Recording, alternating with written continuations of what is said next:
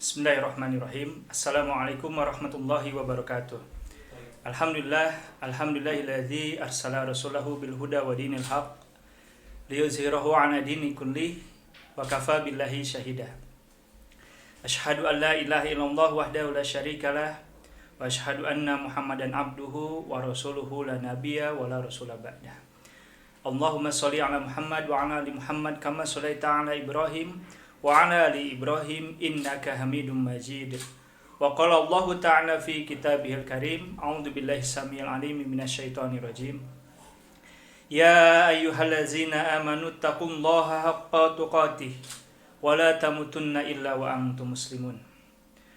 Puji dan syukur hanya milik Allah atas segala limpahan nikmat, rahmat, berkah, karunia yang Allah berikan hingga hari ini, hingga sore ini. Tentunya kita sama-sama diberikan kemampuan untuk memperbaiki diri, untuk senantiasa menghambakan diri kepada Allah Subhanahu wa Ta'ala. Semoga kelak kita diwafatkan dalam keadaan menggenggam nikmat iman dan Islam, dan tentunya kita sedang dalam rangka beramal soleh atau beribadah kepada Allah Subhanahu wa Ta'ala. Salawat dan salam semoga tercurah dan terlimpah kepada Nabi besar Muhammad sallallahu alaihi wasallam, kepada keluarganya, para sahabatnya, tabi'in wal tabi'atnya, para ulama yang menjadi penerus risalahnya, dan semoga kelak kita sebagai umat yang mendapat syafaat di yaumil qiyamah. Alhamdulillah, tentunya kita berbahagia, sahabat-sahabat semua, bahwasannya Allah Subhanahu wa Ta'ala memberikan nikmat iman dan Islam, memberikan nikmat-nikmat yang lainnya adalah agar senantiasa kita bersyukur. Bersyukur atas segala nikmat yang Allah berikan, dengan tentunya kita menghambakan diri, beribadah semata-mata ikhlas karena Allah Subhanahu wa Ta'ala. Kenapa kita harus menghambakan diri? Kenapa kita harus beribadah dengan penuh keikhlasan kepada Allah Subhanahu wa Ta'ala? Karena sejatinya manusia adalah hamba Allah. Manusia adalah makhluk Allah yang diturunkan ke muka bumi, yang diturunkan ke alam dunia ini, lalu kemudian pasti setiap jiwa kelak akan kembali kepada Allah Subhanahu wa Ta'ala. Dalam arti kata bahwasannya dunia ini adalah tempat singgah. Dunia ini hanya sementara. Lalu kita akan kembali ke tempat yang kekal dan abadi, yaitu kampung akhirat atau negeri akhirat. A'udzubillahi minasyaitonirrajim. Ya ayyuhallazina amanu ittaqullaha wa tanzur nafsum ma qaddamat liqad wa taqullaha innallaha khabirum bima ta'malun.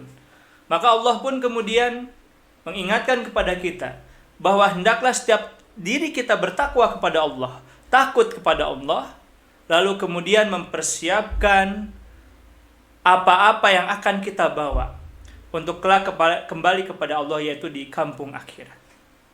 Maka sahabat-sahabat semua, mari kita sama-sama tentunya mempersiapkan bekal terbaik tentunya yang akan kita sama-sama nanti bawa ke akhirat.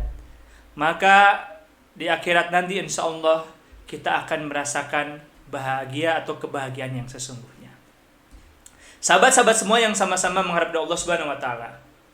Namun perlu kita ketahui bahwasannya sebagaimana Allah Subhanahu wa Ta'ala berfirman di dalam Quran surat Asy-Syu'ara ayat 8889, yauma la yanfa'u malu wala banun illa man atallaha biqalbin salim. Allah berfirman bahwasannya hari di mana akan datang, hari di mana manusia yang dengannya selalu membangga-banggakan hartanya, selalu membangga-banggakan nasabnya, anak-anaknya, ataupun apa yang ia punya di dunia. Tapi kata Allah, kelak manusia itu dengan apa-apa yang dibanggakannya, yang dibangga-banggakannya itu tidak akan ada lagi memberikan manfaat atau tidak akan pernah mampu menolongnya.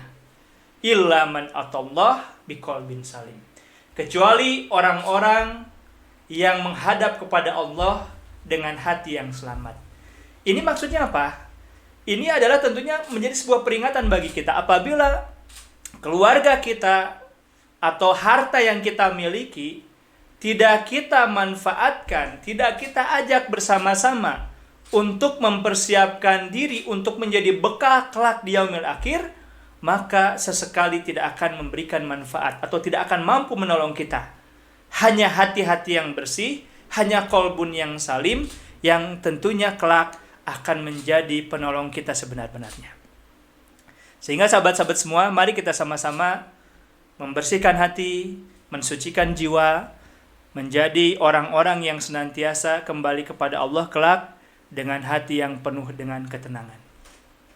Sebagaimana kemudian difirmankan Allah Subhanahu wa taala dalam Quran surat Al-Fajr ayat 27 sampai 30.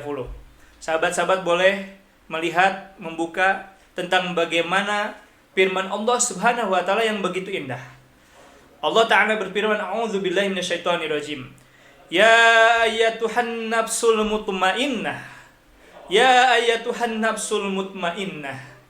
Irji'i ila rabbiki radiyatan mardiyah. Fadkhuli fi ibadi wadkhuli jannati." Allah menyeru kepada jiwa yang mutmainnah. Wahai jiwa yang tenang, irji'i ila rabbiki, kembalilah kepada Rabbmu. Irji'i ila rabbiki radiyatan mardiyah, dengan hati ridho, lagi diridhoinya. Fadkhuli fi ibadi wadkhuli jannati. Masuklah ke dalam jamaah hamba-hambaku, kata Allah, dan masuklah ke dalam syurgaku. Sebagaimana tadi disebutkan di dalam Quran surat Asy-Syu'ara ayat 88-89, bahwasannya yang akan selamat, yang akan kembali kepada Allah, yang akan berjumpa dengan wajah Allah adalah hati-hati yang bersih. Maka begitu pula yang nanti akan disuruh oleh Allah Subhanahu wa taala untuk kembali kepada surganya, untuk kembali kepada tempat terbaik, adalah orang-orang yang mempunyai, yang memiliki jiwa mutmainnah. Kemudian di dalam kitab Ar-Ruh diceritakan bahwasannya, ya ayatuhan nafsul mutmainnah, wahai jiwa yang tenang. Ini adalah seruan malaikat pada saat seseorang datang sakaratul maut. Maka orang-orang yang beriman, orang-orang yang bertakwa kepada Allah, orang-orang yang hatinya bersih, orang-orang yang jiwanya tenang, maka akan diseru dengan ya ayatuhan nafsul mutmainnah, wahai jiwa yang tenang. Maka ini menjadi sebuah pembahasan yang sangat penting. Di saat manusia ini adalah hamba Allah yang hidup sementara di muka bumi, di dunia ini, kelak akan kembali kepada Allah Subhanahu wa taala, akan diminta pertanggungjawaban oleh Allah Subhanahu wa taala, akan ditanya dengan detail tentang apa-apa yang Allah titipkan, lalu apakah yang dititipi oleh Allah tersebut digunakan di jalan kebaikan atau malah sebaiknya. Atau Allah akan mempertanyakan tentang bagaimana cara bersyukur ketika di dunia. Tentang hartanya, tentang keluarganya, tentang waktunya, tentang segala macam. Maka begitu pula bahwasannya orang-orang yang selamat adalah orang-orang yang jiwanya mutmainnah. Orang-orang yang selamat adalah orang-orang yang hatinya bersih. Maka sahabat-sahabat, sebagaimana kami sampaikan tadi, Allah hanya menginginkan jiwa yang tenang. Allah hanya menginginkan hati yang bersih, yang bertemu dengannya kelak di akhirat. Maka begitu permasalahan hati ini menjadi sangat penting, menjadi sangat urgent, harus kita pelajari, harus kita fahami. Karena apa? Karena kelak insya Allah kita akan kembali bersama-sama kepada Allah dengan hati yang selamat tadi. Maka dalam konteks pembahasan kali ini, saya ingin menyampaikan tentang bagaimana urgensi tazkiyatun nafs. Baik sahabat-sahabat semua, tazkiyatun nafs terdiri dari dua unsur daripada kata tazkiyah dan juga nafs atau nafs. Tazkiyah artinya senada dengan kata zakah, yuzakkihim, tazkiyah atau penyucian atau pembersihan. Atau di makna yang lain juga, tazkiyah adalah maknanya tumbuh. Jadi ketika seseorang ingin bertumbuh, ya, sesuatu ini ingin bertumbuh dan tumbuhnya dengan baik, maka sesuatu itu atau seseorang itu harus bersih terlebih dahulu. Gitu. Maka tazkiyah itu mempunyai dua makna. Satu bersih, satu suci, yang kedua adalah tumbuh. Baru makna yang kedua dari nafs, ya, makna dari kata yang kedua, nafs artinya jiwa. Ketika digabungkan tazkiyatun nafs atau tazkiyatun nufus adalah pensucian jiwa. Jadi tazkiyatun nufus ini adalah ilmu yang memahami, yang mempelajari tentang bagaimana pensucian jiwa beserta cara-caranya. Atau pensucian jiwa juga dengan bagaimana cara untuk menggapainya. Karena kadang-kadang kita memahami sebuah istilah, namun terkadang juga ketika baru memahami sebuah istilah, kita tidak tahu bagaimana cara menjalankannya atau mengamalkannya. Maka tazkiyatun nafs adalah sesuatu yang sangat fundamental. Nabi bersabda, "Ala inna fil jasadi mudghah, idza sholahat sholahal jasadu kullu, wa idza fasadat fasadal jasadu kullu, alla wa hiya qalbu." Ketahuilah bahwasanya dalam diri manusia itu ada segumpal daging, yang apabila segumpal daging itu baik, maka akan baik seluruh jasadnya, seluruh tubuhnya. Sebaliknya, apabila segumpal daging itu buruk, maka begitu pula dengan seluruh tubuhnya akan menjadi buruk seperti itu pula. Ini menjadi sebuah gambaran bahwa kebaikan sebuah lisan, kebaikan badaniah kita, jasadiah kita, ditentukan oleh bersih atau tidaknya hati kita. Ya, contoh gini teman-teman. Kita sering merasakan bahwasanya kita malas beribadah kepada Allah Subhanahu wa taala. Padahal badan kita sehat, tubuh kita sehat, pikiran kita sehat, ya, secara badaniah. Tapi kenapa? Kadang-kadang kita malas sholat, malas ibadah, malas datang ke kajian, malas mendengarkan hal yang berfaedah.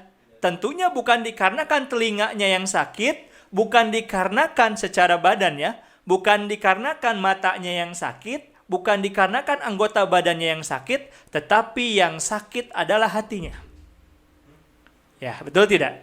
Misalnya contoh, ada orang-orang yang kenapa sih sulit banget ke masjid, kenapa sih sulit banget ke kajian, padahal motor ada, padahal masjid dekat, padahal gratis, padahal tidak berbayar. Tapi tetap dikarenakan hatinya bermasalah, hatinya merasakan kesakitan, maka sesekali dia tidak akan pernah menikmati apa yang dinamakan kebaikan-kebaikan. Begitu pula contoh yang kedua. Misalnya ada tontonan, tayangan, atau acara-acara yang tidak berfaedah, bahkan menghabiskan uang puluhan juta, bahkan menghabiskan uang yang banyak, bahkan menghabiskan kuota yang banyak. Tapi dia tonton, ya, sampai kemudian betah berlama-lama dengan itu. Tidak merasakan pegal, tidak merasakan sakit, tidak merasakan sesuatu yang tidak nyaman. Kenapa kira-kira? Padahal tadi lebih lama dan lebih rumit dibandingkan beribadah itu sendiri. Ternyata yang salah sekali lagi, yang sakit bukan badaniahnya, tetapi yang sakit hatinya. Maka sahabat-sahabat semua, di sini sudah jelas bahwa ilmu tazkiyatun nafs menjadi ilmu yang sangat bermanfaat bagi kita semua. Maka kemudian di dalam Quran surat Asy-Syams Allah menjelaskan, A'udzubillahi minasyaitonirrajim. Bismillahirrahmanirrahim.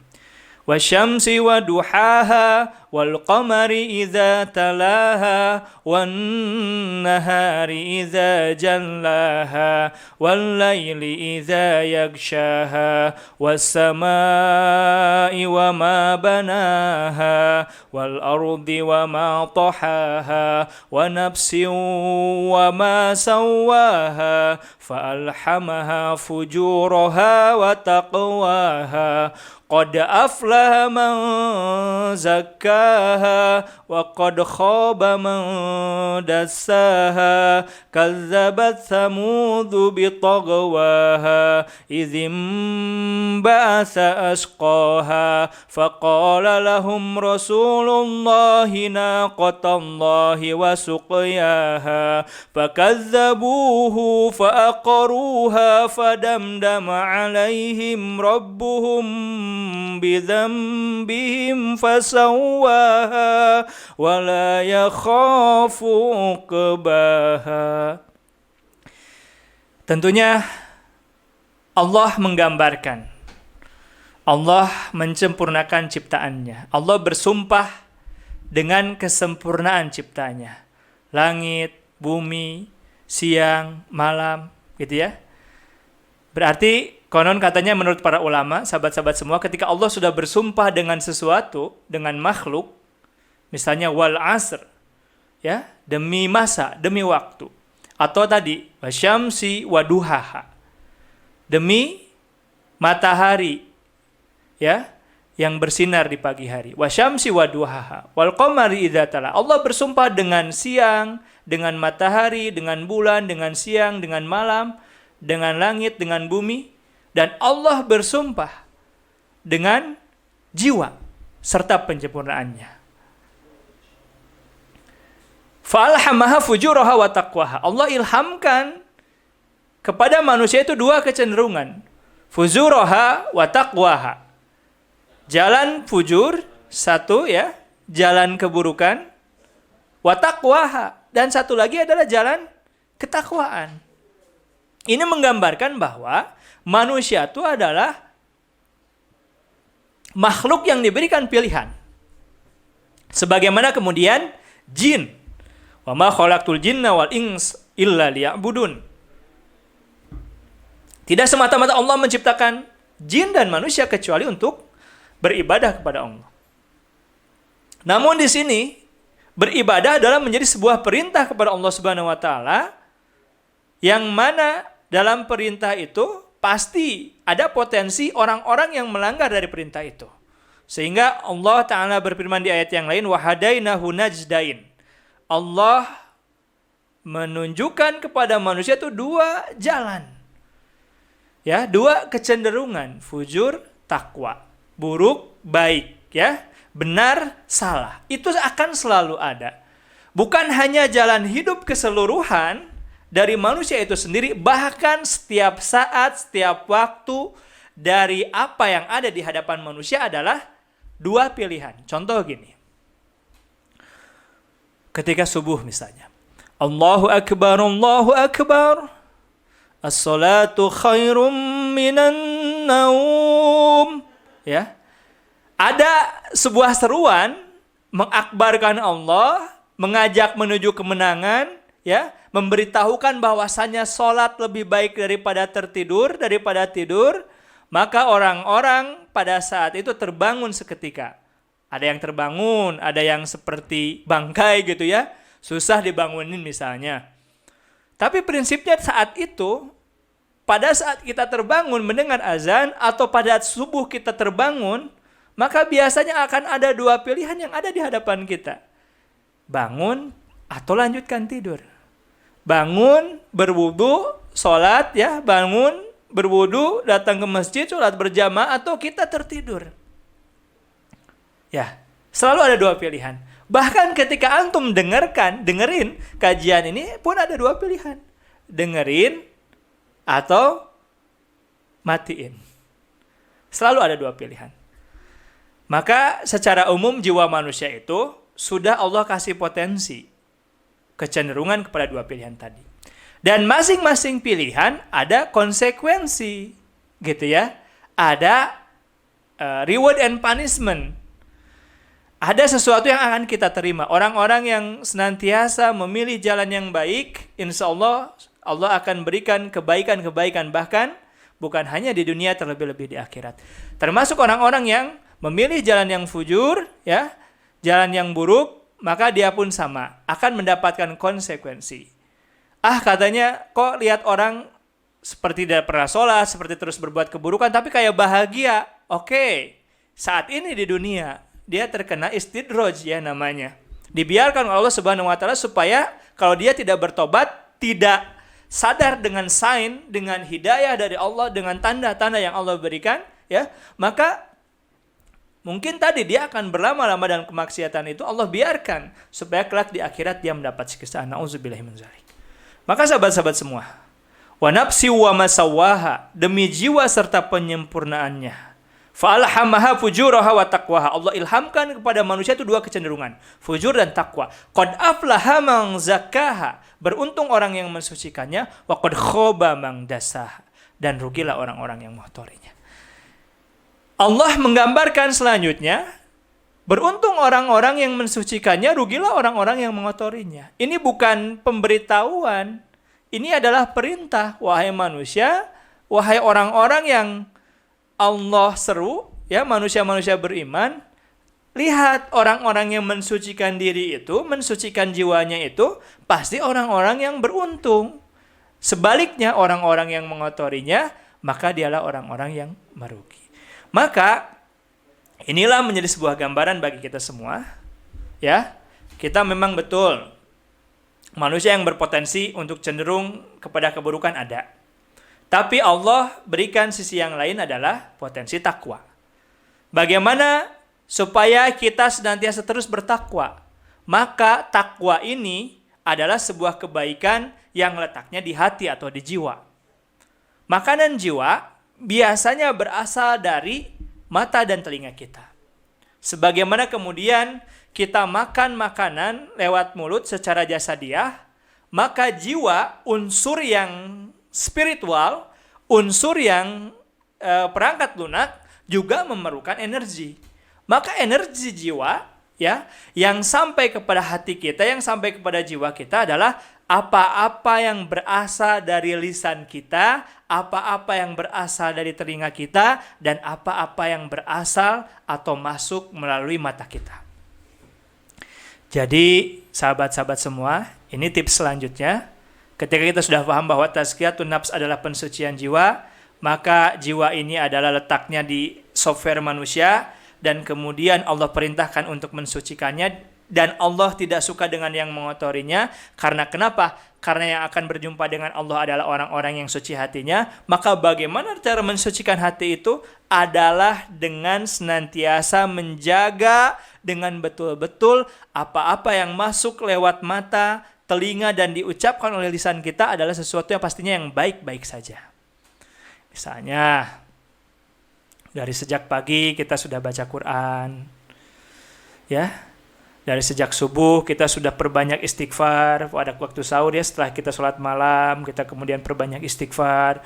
Kemudian kita melaksanakan sholat subuh. Kemudian dilanjutkan dengan baca Quran. Kemudian didengarkan dengan mengikuti kajian, gitu ya, lewat Zoom, lewat perangkat-perangkat yang meeting secara jarak jauh, ya, ataupun lihat YouTube. Itu adalah sesuatu yang baik sekali. Kemudian kita lanjutkan dengan sholat duha, lanjutkan dengan baca-baca yang baik, ya, baik itu ilmu umum, terutama juga ilmu yang bersumber daripada ilmu agama.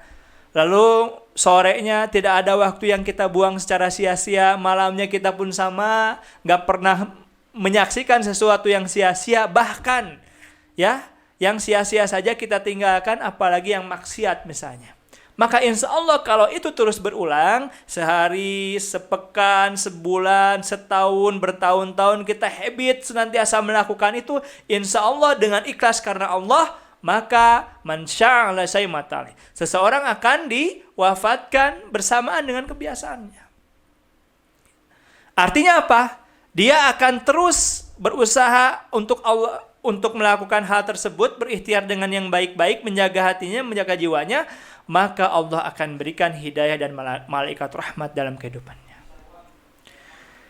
Namun sebaliknya, jika ada orang yang tadi, ya, gak pernah baca Quran, gak pernah dengar Quran, selalu yang buruk-buruk, melihat yang buruk-buruk, ya, bergibah, apalagi misalnya hanya bergaul dengan orang-orang yang sukses itu tentang perkara dunia saja, maka sukses apa? Banyak harta, sikut sana sini, menghalalkan segala cara, bisnis menghalalkan segala cara, fitnah sini, fitnah sana, dan seterusnya.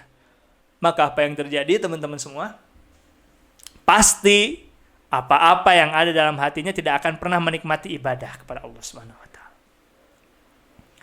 Tidak akan pernah menikmati ibadah, dan bahkan kalaupun sholatnya, ya, ibadah-ibadah yang lainnya hanya sebatas menunaikan, menggugurkan kewajibannya, tidak berdampak kepada hatinya, tidak berdampak kepada lisannya, tidak berdampak kepada penjagaan dirinya. Nah, maka inilah pentingnya tazkiyatun nafs, pensucian jiwa bagi kita semua.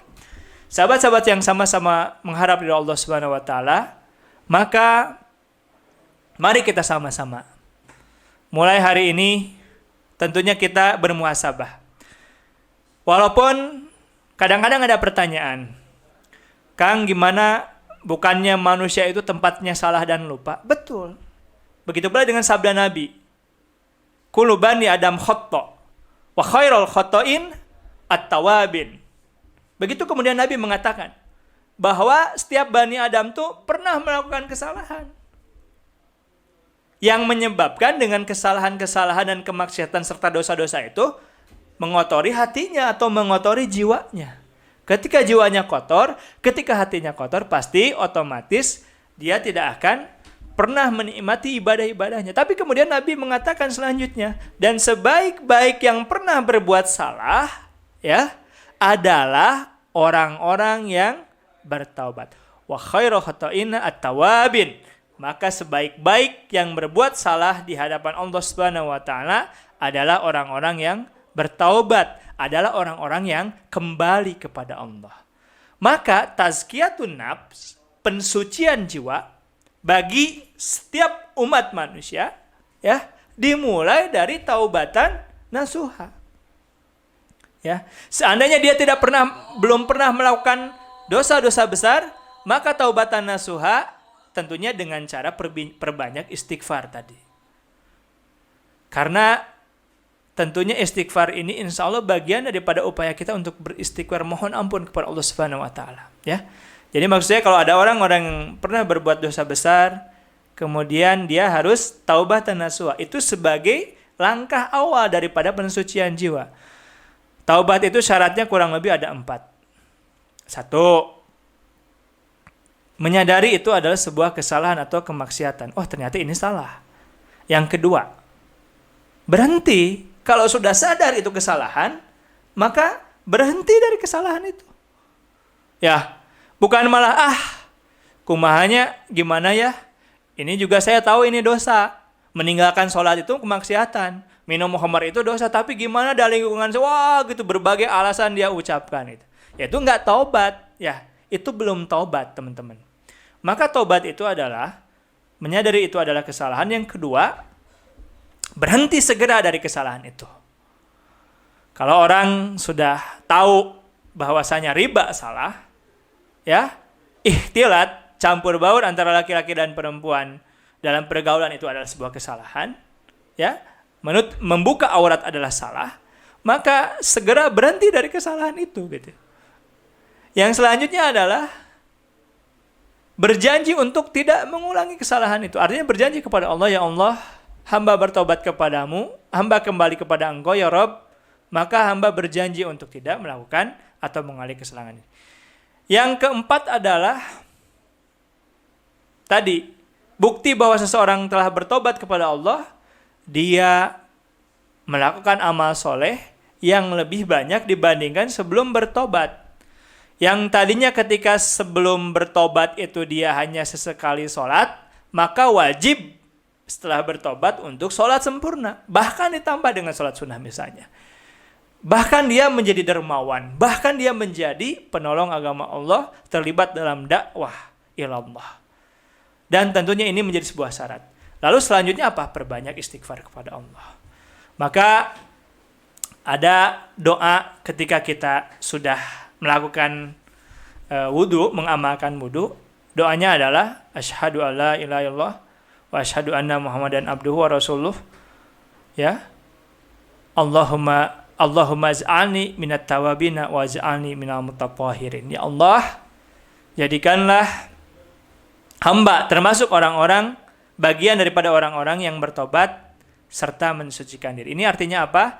Karena dalam wudu sendiri banyak filosofis yang intinya adalah tentang pertobatan, tentang pensucian diri kita.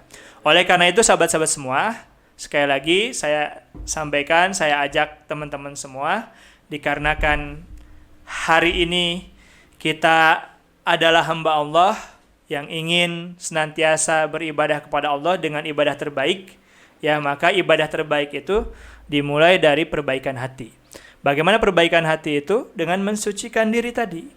Ya, mensucikan diri dari apa? Dari dosa dan kesalahan kita. Baik dosa-dosa kecil, terutama juga pastinya dosa-dosa besar. Bagaimana supaya bersih? Dimulai dari taubatan nasuha, atau dimulai daripada istighfar, atau tadi berhenti dulu, putus dulu siklus kemaksiatannya, lalu kemudian kita perbanyak amal-amal soleh. Maka insya Allah setelah hati kita bersih, jiwa kita tenang, ya, ibadah kita menjadi tumanina, sebagaimana jiwa yang diseru oleh Allah Subhanahu Wa Taala adalah jiwa tumanina. Insya Allah selanjutnya jiwa kita akan tumbuh. Pertumbuhan jiwa ini yang menyebabkan kita semakin semangat dalam beribadah, dan insya Allah pertumbuhan jiwa ini yang menjadi wasilah kita diberikan keistiqomahan hingga kita diwafatkan dalam keadaan hati yang selamat, jiwa yang tenang, sehingga kita akan bersegera dan berbahagia kembali kepada Allah, karena itulah tempat sebenar-benarnya kita di negeri kampung akhirat. Demikian teman-teman, sahabat-sahabat semua, semoga bermanfaat bagaimana tentang urgensi pensucian jiwa ini, atau tazkiyatun nafs ini. Insya Allah kita akan bersambung ke bahasan selanjutnya tentang bagaimana kemudian meraih atau menumbuhkan jiwa, dimulai dari niat yang ikhlas kepada Allah Subhanahu wa taala. Barakallahu fikum. Assalamualaikum warahmatullahi wabarakatuh.